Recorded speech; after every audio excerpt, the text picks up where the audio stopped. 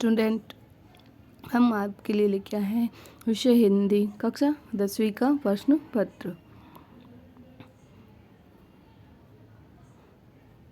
पहला प्रश्न है, निम्नलिखित रिक्त स्थानों की पूर्ति उचित शब्दों का चयन करें। हिंदी गजल लेखन के लिए रिक्त स्थान प्रसिद्ध है। और सेकंड है, सरस्वती पत्रिका का संपादन ने किया। थर्ड, शब्द के बाद जुड़ने वाला शब्दांश क्या कहलाता है। भारत के उत्तर में रेगिस्तान पर्वत है। संसार में सर्वप्रथम ज्ञान का प्रकाश ने फैलाया। ये सारे क्वेश्चन हैं, आप आंसर आपको वीडियो के लास्ट में मिलेंगे। निम्नलिखित प्रश्नों के उत्तर एक वाक्य में देने हैं। यहाँ कुछ 5 वाक्य दिए हुए हैं, इन 5 के उत्तर आपको एक वाक्य में देने हैं। कर्मवीर कविता के रचयिता का नाम। क से ख का मिलान कर सही जोड़ी बनाइए। ये सारे क्वेश्चन हैं, इनके आंसर वीडियो के एंड में मिलेंगे। निम्नलिखित वाक्यों में से सत्य और असत्य का चयन करें। ये कुछ 5 वाक्य दिए हुए हैं, इनमें से हमें सत्य और असत्य का चयन करना है। वीडियो के आखिर में देखेंगे हम इन सब क्वेश्चन के आंसर। तब तक कंटिन्यू हमारी इस वीडियो को देखते रहें। निम्नलिखित वाक्यों के लिए सही विकल्प का चयन करें। मोक्ष शब्द का अर्थ है नदी का पर्यायवाची और तुलसीदास के पिता का नाम था। कर्मवीर विघ्न आने पर। छठा प्रश्न है, अशोक क्या प्राप्त करना चाहते थे। अथवा में इंडियन प्रेस में काम करते हुए द्विवेदी ने कौन सी पुस्तक लिखी। प्रश्न संख्या 7, स्वभाव से साधु कौन होते हैं। प्रश्न संख्या 8, कहानी के तत्वों के नाम लिखिए। 9वां प्रश्न, संस्मरण और लेखाचित्र में कोई 2 अंतर। अथवा आत्मकथा और जीवनी में कोई 2 अंतर। आपको वीडियो के एंडिंग में प्रश्न संख्या 10 और अथवा में दिए गए सभी प्रश्नों के उत्तर मिलेंगे। निम्नलिखित में से किन्हीं 2 मुहावरों का अर्थ बताते हुए वाक्यों में प्रयोग कीजिए। मिट्टी में मिलना। इन मुहावरों का अर्थ बताना है और वाक्यों में प्रयोग भी। या आप लिख सकते हैं कि लोकोकृति और मुहावरे में कोई 2 अंतर। प्रश्न संख्या 11, निम्नलिखित अशुद्ध वाक्यों को शुद्ध करके लिखिए। या कुछ वाक्य दिए हुए हैं जो कि अशुद्ध है, जैसे कि मैंने हस्ताक्षर कर दिया है, इसे शुद्ध करके लिखना है। पूर्ण विराम का प्रयोग किया जाता है, उदाहरण देकर समझाइए। प्रश्न संख्या 12, निम्नलिखित शब्दों के 2 पर्यायवाची शब्द लिखिए। पानी, हवा। इन दोनों शब्दों के पर्यायवाची शब्द लिखने हैं। ब है, निम्नलिखित शब्दों के विलोम शब्द लिखिए। आय और उन्नति। निम्नलिखित शब्दों के तत्सम रूप लिखिए। नाच, घर।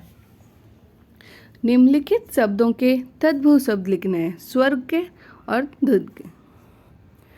प्रश्न संख्या 13 है, निम्नलिखित विग्रहों का समस्त पद बनाइए तथा समास का नाम भी लिखिए। शोक में मग्न और महान आत्मा। अथवा में दिया गया है जिसका संधि विच्छेद करना है और संधि का नाम परमात्मा और सदैव। प्रश्न संख्या 14, वाक्य परिवर्तन कीजिए। पानी बरस रहा है और तुम्हें अपना गृह कार्य करना चाहिए।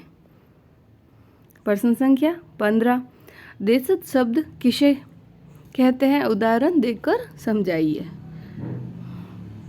और विदेशी शब्द किसे कहते हैं, उदाहरण दीजिए। सत्य की नाव, खेवटिया सतगुरु। पंक्ति का भाव स्पष्ट कीजिए। वह देश कौन सा है, कविता में चरण रत्नेश दोहराने कवि का क्या तात्पर्य है। प्रश्न संख्या 17, कवि दिवाकर वर्मा का अमावस्या की काली मां से क्या तात्पर्य है। प्रश्न संख्या 18 वर्षा के आगमन पर धरती में क्या क्या परिवर्तन होते हैं, कविता के आधार पर स्पष्ट कीजिए। अथवा कर्मवीर कविता से आपको क्या प्रेरणा मिलती है, अपने शब्दों में लिखना है। हमारा अगला क्वेश्चन है प्रश्न संख्या 19। लेखक ने डल झील को कश्मीर की शान क्यों कहा।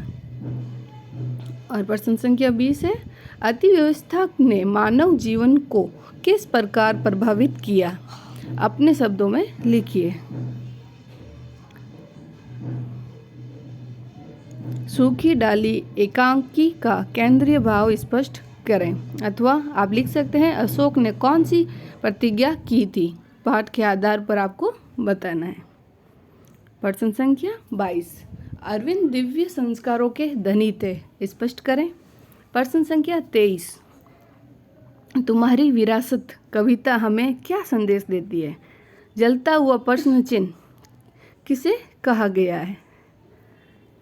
प्रश्न संख्या 24 है पद्यांश, जिसकी हमें सही व्याख्या करनी है। ये 2 पद्यांश दिए हुए हैं, इन दोनों में से किसी एक की आपको व्याख्या करनी है। इनकी व्याख्या हम बताएंगे आपको वीडियो के लास्ट में। प्रश्न संख्या 25 यहाँ एक गद्यांश दिया हुआ है, जिसे पढ़कर आपको नीचे दिए 3 प्रश्नों के उत्तर देने हैं।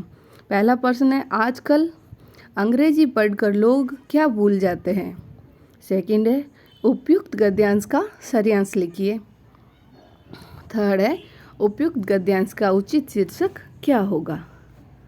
प्रश्न संख्या 26 निम्नलिखित पद्यांश को पढ़कर नीचे लिखे प्रश्नों के उत्तर कीजिए।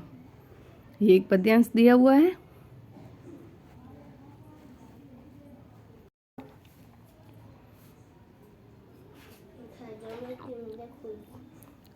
ये उस पद्यांश के प्रश्न पहला प्रस्तुत पद्यांश का शीर्षक लिखिए।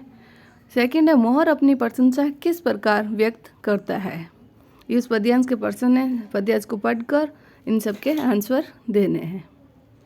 प्रश्न संख्या 27 अपने भाई के विवाह में अपने मित्र को बुलाने के लिए एक पत्र लिखना है।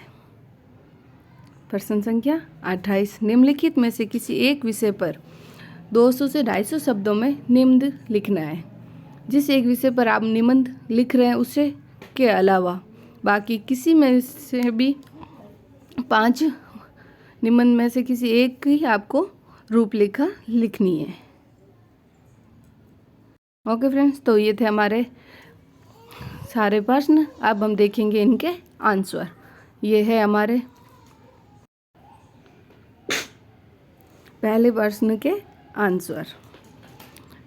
एक प्रश्न का 1 अंक है, कुल 5 प्रश्न के 5 अंक।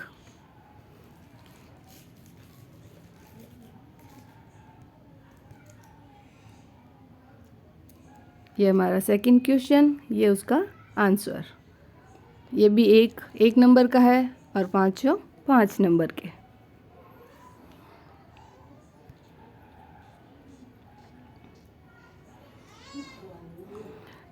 सही जोड़े बनाने थे। तीसरे प्रश्न में इच्छा का पर्यायवाची अभिलाषा और सूखी डाली उपकेंद्रनाथ अशक। ये है उसके प्रश्न संख्या 3 के आंसर। बाकी के ये रहे अधिकार का विलोम अनाधिकार, विनय के पद तुलसीदास और समय नहीं मिला श्री मन्ना रायण अग्रवाल।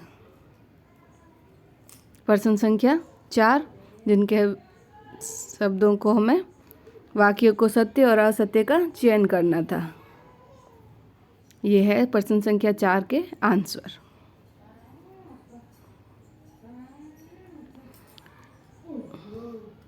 प्रश्न संख्या 5 ये उनके आंसर।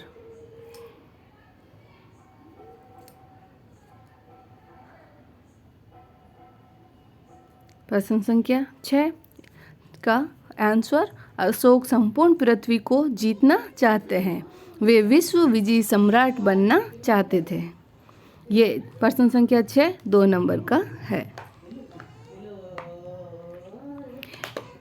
अथवा में जो दिया हुआ था इंडियन प्रेस का, उसका आंसर है इंडियन प्रेस में काम करते हुए द्विवेदी जी ने तृतीय रीडर समालोचना नाम की पुस्तक लिखी थी।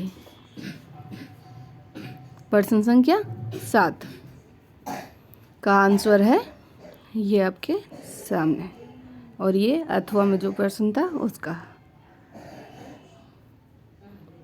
ये भी 2 नंबर का है। कहानी के तत्व,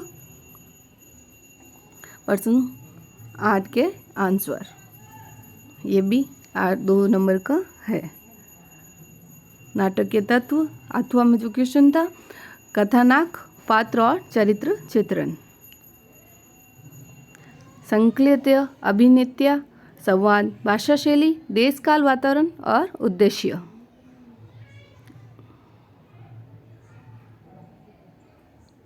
प्रश्न संख्या 9 का आंसर,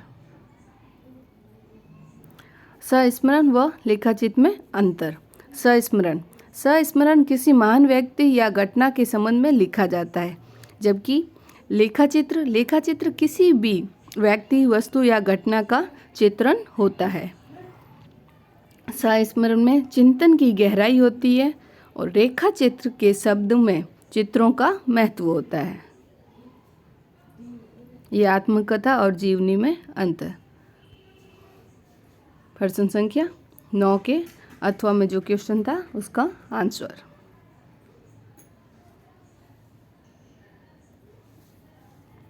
प्रश्न संख्या 10, मुहावरे का अर्थ एवं वाक्य में स्पष्ट करना है। मिट्टी में मिलना, नष्ट करना, और इसका प्रयोग होगा, मोहनदास ने अपने पड़ोस में रहने वाले ठाकुर परिवार को पुश्तैनी दुश्मनी के कारण मिट्टी में मिला दिया था। श्री गणेश करना, प्रारंभ करना, इसका प्रयोग है, किसी भी कार्य का श्री गणेश गणपति पूजन से होता है। तीसरा है फूली न समाना, अत्यधिक प्रसन्न होना, और इसका प्रयोग है, जिले की प्रावीण्य सूची में प्रथम स्थान प्राप्त होने पर सीमा फूली न समाई। और ये प्रश्न संख्या 10 के अथवा में जो प्रश्न था उसका लोकोकृत्य और मुहावरे में अंतर। ये लोकोकृत्य और ये मुहावरे। प्रश्न संख्या 11, वाक्य को शुद्ध करना है। मैंने हस्ताक्षर कर दिए हैं। दूसरा है, ईश्वर के अनेक नाम हैं। तीसरा, मेले में बहुत भीड़ थी। यह है उन वाक्यों का शुद्ध वाक्य। प्रश्न संख्या 12, जिनमें हमें पर्यायवाची शब्द बताने थे, यह है उनके पर्यायवाची शब्द। पानी, जल, नीर, वारी, और हवा का है वायु, समीर, पवन, और विलोम शब्द, आय का व्यय, उन्नति का अवोन्नति। और ये अथवा में तत्सम शब्द लिखने थे, नाच का नृत्य और घर का ग्रह। तद्भव शब्द, स्वर्ण का सोना, दुग्ध का दूध। प्रश्न संख्या 13, यह है प्रश्न संख्या 13 के आंसर। शोक में मग्न, शोक में मगन, तत्सम तत्पुरुष समास, महानात्मा, महात्मा, कर्मधार्य समास। ये भी 2 नंबर का है। प्रश्न संख्या 14, वाक्य परिवर्तन। पानी नहीं बरस रहा है, तुम अपना गृह कार्य करो। अथवा शुद्ध रूप लिखना था, नीरस, ज्ञानी और आशीर्वाद। उत्तीर्ण। प्रश्न संख्या 14, देशज शब्द। जो शब्द बोलियों के आधार पर आवश्यकता अनुसार बना लिए जाते हैं उन्हें देशज शब्द कैसे कहते हैं। खटखट, पेड़ और थैला, ये इनके उदाहरण हैं देशज शब्द के। विदेशी शब्द, अन्य भाषाओं से लेकर जिन शब्दों का प्रयोग हिंदी में किया जाता है उन्हें विदेशी शब्द कहते हैं। इनके उदाहरण हैं स्कूल, किताब आदि।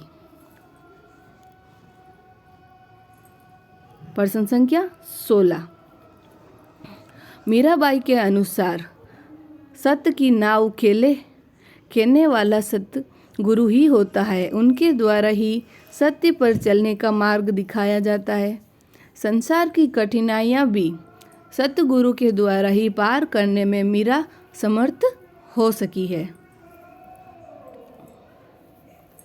जिनकी हमें व्याख्या करनी थी, वह देश कौन सा है? हमें चरण रत्नेश्वर धो रहा है से कवि का क्या तात्पर्य है कि भारत के दक्षिण में समुद्र लहरा रहा है, जो देश की रक्षा करते हुए गर्जन कर रहा है।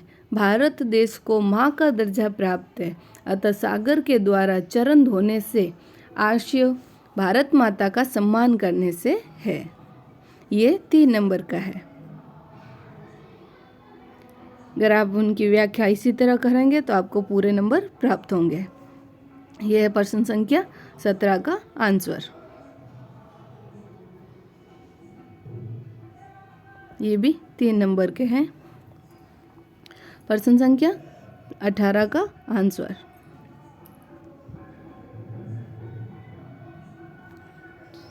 ये चलते हैं प्रश्न संख्या 19 पर। गद्यांश और पद्यांश जो भी है सारे 3 नंबर के हैं।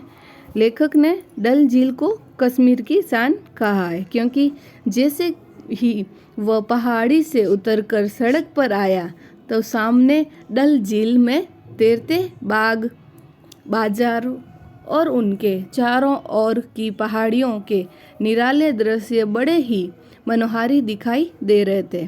चारों ओर बर्फ से आच्छादित पर्वत श्रृंखलाएं उनके सौंदर्य में 4 चांद लगा देती है।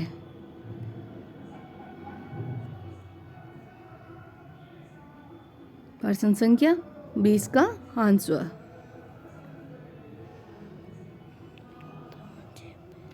अति व्यवस्था के कारण मनुष्य को किसी चीज की फुर्सत नहीं मिलती। फुर्सत मिलती भी है तो सिर्फ अब तनाव चिंता के लिए, जिसका फल ये होता है कि शरीर विभिन्न प्रकार की बीमारियों से ग्रस्त हो जाता है। प्रश्न संख्या 20 4 नंबर अंक का है। प्रश्न 21 का आंसर ये आपके सामने। प्रश्न संख्या 22 ये भी 4 नंबर का है।